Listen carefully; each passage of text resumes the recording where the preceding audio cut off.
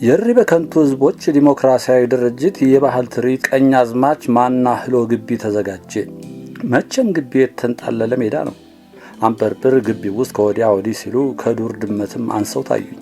የባህልና የታሪክ ዕቃዎቹ የሚሰቀሉት ተሰቀሉት፣ የሚደገፉት ተደገፉ፣ የሚዘረጉትም እንዲሁ ተዘረጉ። ትርኢቱ ከመከፈቱ በፊት ዋስትና አጣሁ። ይህ ሁሉ የጦር ዕቃ ሪበከንቱ ውስጥ ነበር። አንካሴ፣ ጦር፣ ጎራዴ፣ ሰይፍ፣ ገጀራ፣ ስሙን የማላቀው ሹለት፣ ጋሻ፣ ዋንጫው። ደሞ ዋንጫው ምንድን ነው? ጠላት አስክረው የሚማርኩበት ይሆናል። የእግር ኳስ ቡድኑ ፎቶ እንደፈራሁት ጥያቄ አላስነሳም። እንደውም አንዳንድ የሪበከንቱ ነዋሪዎች ፎከሩ። እኛም እንደ አባቶቻችን ፈረንጅ አስረን መድፍ ካላሰራን ሲሉ ተገለገሉ። አንበርብር ተቆጥተው ዝም እንደማሰኘት ጭራሽ አጋጋሉት። እኔስ ሐሳቤ ምን ሆነና ጊዜው መጥፎ ነውና በሚስጥር 20 ሰላቶ አስረን ብናሰራው በአመቱ ስንት መድፍ በኖረን፣ ታዲያ ምን ይሆናል? አንጠልጥለው ተውት። ታዲያ ሲሉ ቀኛዝማች ጠየቁ። ምን አንዳንድ ያልገባው ሂሳብ ወዲት ይደረግ እያለ እንቅፋት ሆነ እንጂ ሁሉም የሚከናወን በሚስጥር መሆኑን እርሱ አያጡትም መቼም። መቼ ጠፍቶኝ አፈጠጡ። ጥንትም የመከላከያ ሂሳብ በሚስጥር ነው። መድፍን ካሰራን ያው ጦር ሚኒስትር መሆናችን አይደል? አንድ ሰው ሂሳብ እንዳይጠየቅ አባባ የታሉ? ገዝቱ፣ ሂሳብ የሚጠይቀውን ገዝቱ። ተገዘተም። ቀኛዝማች ከአንበርብር አፍ ሳይጠፉ አሉ። አየህልኝ ትልቅ ሰው እሱን ነበር እንጂ አጥብቆ መያዝ መዛመድ። ታዲያ እኔን አባረው ልጃቸውን ለቀኛዝማች ልጅ ቢድሩ የሚል እኔም ጉጉት አደረብኝ። ታዲያማ የእሱን ዝምድና ለማግኘት ቃል ጠብቆ መገኘት ያስፈልጋል። እናማ ቃላችንን ለመጠበቅ ያህል 20 ባይሆን 1-2 ፈረንጅ ብናገኝና ብንጠልፍ። እኔና አንበርብር ፈረንጅ ጠልፈን ከፖሊስ ጋር ስንደራደር ታየኝ። መቼም ፈረንጅ ተጠልፎ የዓለም ሕዝብ ዝም አይልም። ጋዜጠኛ ወደ ሪበከንቱ ይንጋጋል። እኚህ ድመት የሆኑ ሰው አንድም ካልሞትኩ ወይም ደግሞ ዘብጥያ ካልወረድኩ መገላገያ የለኝም። ዝም ብያየኋቸው። እስኪ ዞር ዞር እያልክ ቆንስላውን ሁሉ ሰልል። ማን ያውቃል አንድ ከርፋፋ ፈረንጅ አግተን ይሳካልን ይሆናል። ከልባቸው እስኪሆኑ እሺ ከማለት ውጭ መልስ አጣሁ። ታዲያ ደራን ነጭ የመሰሉትን እንዳያሞኙህ ሌሎቹ። ነጭ የመሰሉት የትኞቹ ናቸው ጠየቅኩ። ቱርክ፣ ባንያን፣ አረብ፣ ቻይና፣ አርመን። እነሱን ከመማረክ አንድያውን የኛኑ ገልቱ መፈንገል ይሻላል። የአንበርብርን ልብ መደንደን ስመለከት ፈረንጅ ከገበያ የሚገዙ እንጂ አስገድደው የሚጠልፉ አይመስሉም። ለመሆኑ በምን መሳሪያ ነው የምንጠልፈው? ትርኢቱ ላይ በተደረደረው። እኔ የምለው ፈረንጅ ከመጥለፍ ዕዳ ከመግባቱም ለምን ከቀኛዝማች ጋር በጋብቻ አይዛመዱም? እየፈራው ጠየቅኩ። ለስሙ ያሮጌ ልጅ ነህ። ለጋብቻም ቢሆን ቃል ጠባቂነት ማሳየት ሳይቀርም ይቀራል። በአባት የሚመጡብኝ ነገር ግልፍ እያደረገኝ ነው። አንቱ ሰውዬ ለማለት ዳርቶ የነበረ ከከንፈሬ ጫፍ መለስ አረኩት። አውጥቻው ርጄ ፈረንጅ መጥለፍ የተሻለ ሆኖ አገኘሁት። አንዲት ሴትን አስገድዶ በመድፈር ስሜ ከሚጠለጠልና የሀፍረት ድሪቶ ተከናንቤ ዘብጥያ ከመወርድ ዓላማ ያለው በሚመስል ተግባር ብሳተፍ ይሻላል። ሳላስብበት አንበርብር ቤት ሄድኩ። ኑ እንጥለፍ አልኳቸው። ምን አሉኝ። ፈረንጅ። ዝም ብለው ያስተውሉ ጀመር። መቼም አንበርብር ሲጠሯቸው ዝም፣ ሳይጠሯቸው አቤት ማለት የሁል ጊዜ ዘዴያቸው ነው። በሉ እንጂ አልኳቸው መልሼ። ለስሙ ያሮጌ ልጅ ነህ። ፈረንጅ ጠልፈህ የልታስቀምጠው ኖሯል። ቡጤ የሚያህል እልህ ደረቴ ላይ ቆመ። መናገር መተንፈስ ከልክሎ አዙሮ ማየት ነው። መጀመሪያ አጥሬን ወደ ኋላ ገፋለሁ። ባሻገሩ ከፈቀደ በውድ ካልሆነም በግድ 10 ሜትር ወደ ግቢው ገፋለሁ። የልሄ ጓል ፈረሰ። ተነፈስኩ። ከዚያ ፈረንጆቹ ቢጮሁ የማይሰማ እስር ቤት እንገነባለን። ከዚያ ወዲያ ነው ፈረንጅ መጥለፍ የሚሻለው አልኳቸው። እኒህን ሰው ምን ላርጋቸው? ምንስ ማድረግ ይቻላል? ዕዳ ነው። ባሻገሩ መሬት አልሰጥም አሉ። አንበርብር መጀመሪያ በራሳቸው ዛቱ። ባሻገሩ አልተበገሩም። አንበርብር ቀጥለው በፓርቲው ስም ዛቱ። ባሻገሩ ግን አሁንም የተበገሩ መሰሉ። ተንቀጠቀጡ። አልጋ ያዙ። በሶስተኛው ቀን አንበርበር ባሻገሩን ለመጠየቅ ሲነሱ እኔን አስከተሉ። የታመሙት ምንድነው ስል ጠየቅኳቸው። ደም ብዛት ነዋ። እግዚአብሔሩም ያበዛዋል። አንዳንዴ ሰውን በግቢ ብዛትና በደም ብዛት ያንበሸብሸዋል። ይልኝ ግቢውን። ዝም ያለ ቤት ያስፈራል። ሙጃ ያወረረው። አንዳንድ ሙጃዎች ቀለስ ብለው ወደ ቤት ውስጥ አስግገዋል። ውስጡም የጨለመ ነው። ባሻገሩ ሳሎን ውስጥ የተረጋጋ ታጣፊ አልጋ ላይ ተኝተዋል። አንበርበር ድምፅ ሳያሰሙ ሹልክ ብለው ወደ አልጋው ተጠጉም። ባሻገሩ እንቅልፍ የወሰዳቸው መስሎ ነበረ። ድንገት ዋህ መልአከ ሞት አሉ። የሳሳ ብርድ ልብሳቸውን እንደ ጋሻ ገድግደው የእኛን አይን እየተከተሉ። ባሻገሩ አሉ አንበርበር የሳቸው ባልሆነ ድምፅ። እነሆኝ መልአከ ሞት፣ በርግጥ ልትወስደኝ መጣህ። የብርድ ልብስ ጋሻቸውን እንደጋረጡ ናቸው።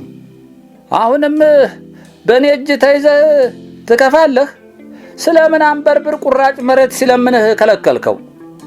መሬት እስከምሰጥ መልአከ ሞት ራስህ ውሰደኝ ብለው የጋረጡትን ብርድ ልብስ አነሱም።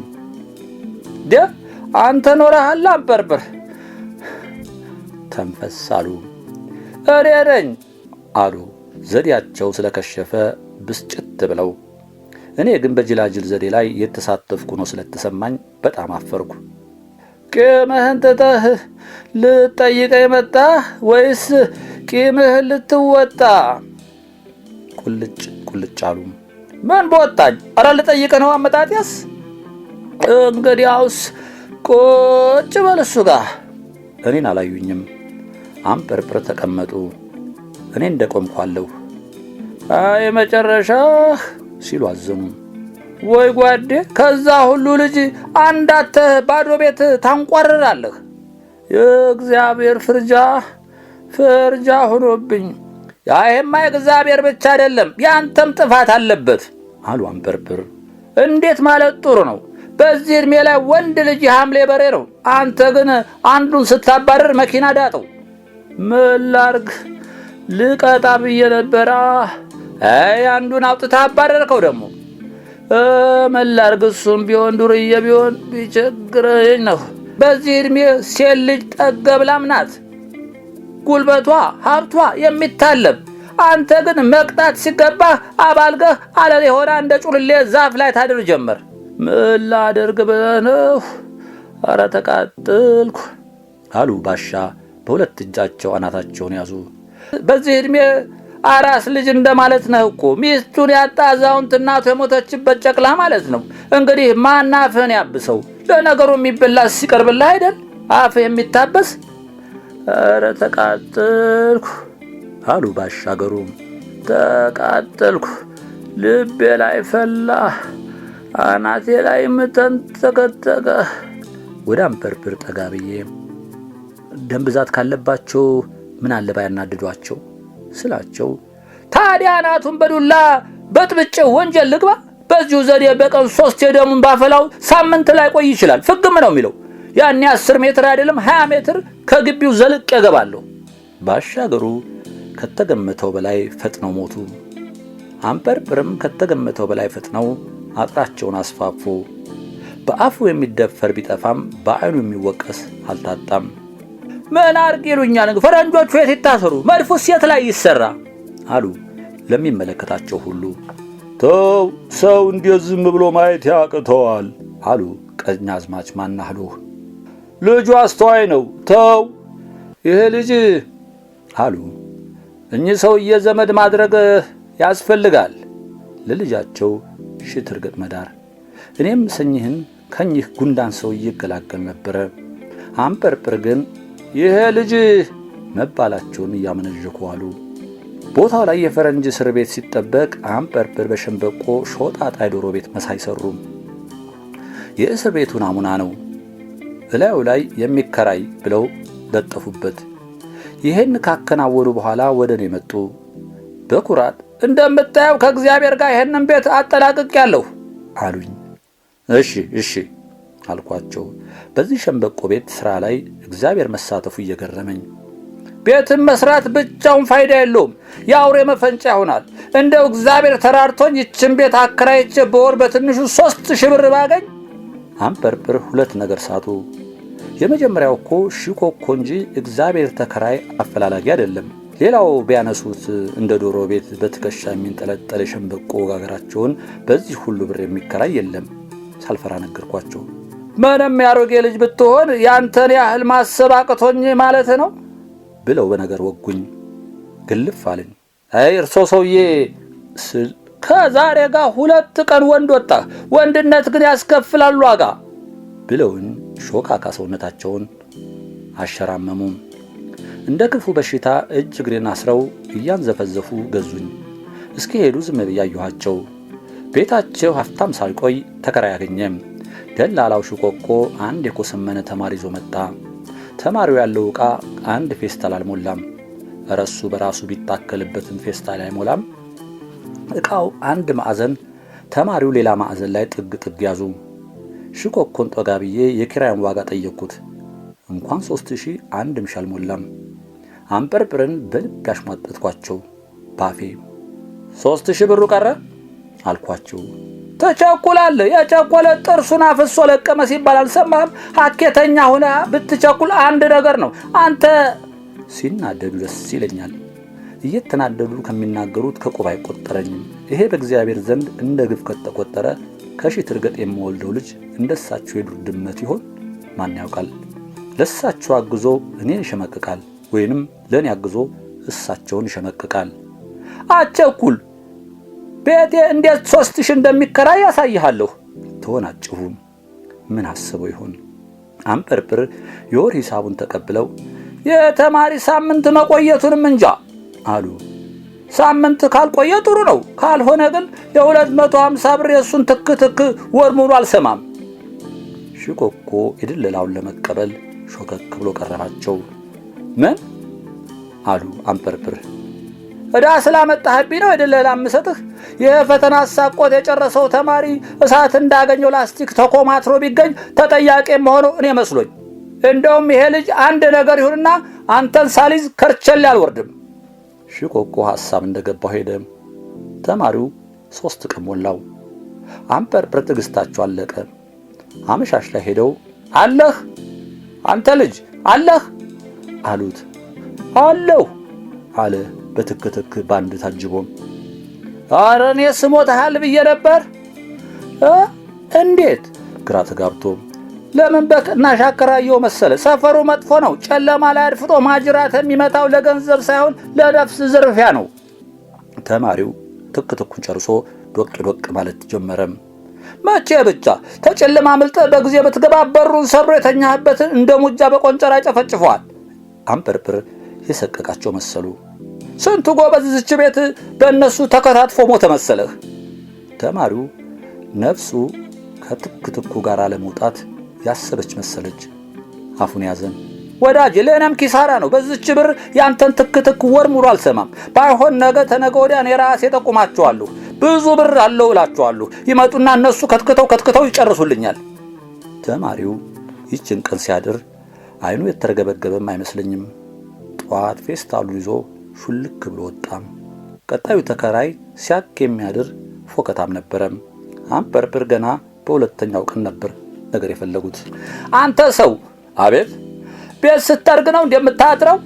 ኧረ አይደለም። እንዲያውም ታዲያ ሾቅ የሚለው ምንድነው? አያከኩ ነው። በል ይሄን ፎከት ወር ሙሉ አልታገስም፣ ካልሆነ ማጅራት መቼዎች ገላግሉኝ ይላሉ።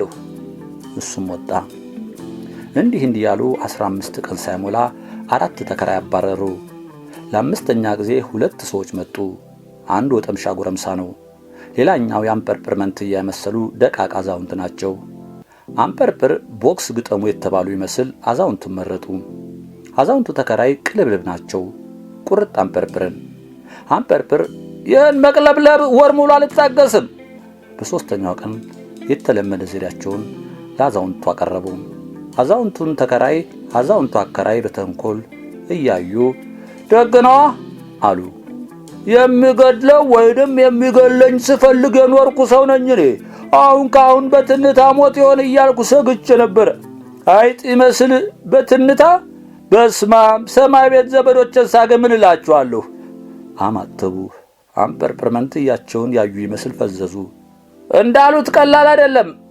ግድ የለም ተውት፣ እሱን ለኔ ተውት። ለአንበሳ ይመትሯል፣ ጸብለኛ እንደዚያ ነው።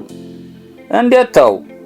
እንደውም አሉ ተከራዩ ጭራሮ፣ እንደውም ሌላ ጠበኛ በማጣት ከርሶ ጋር እንቀያየማለን ብዬ ሰግቼ ነበር። ወር ሙሉ ጠብቄ የምገለው ወይ የሚገለኝ ባጣ ኪራዩን አልከፍልም ቤቱንም አልለቅም በሚል አምባዋሮ ፈጥሬ ከርሶ ጋር እንፋለማለን ብዬ ነበረ።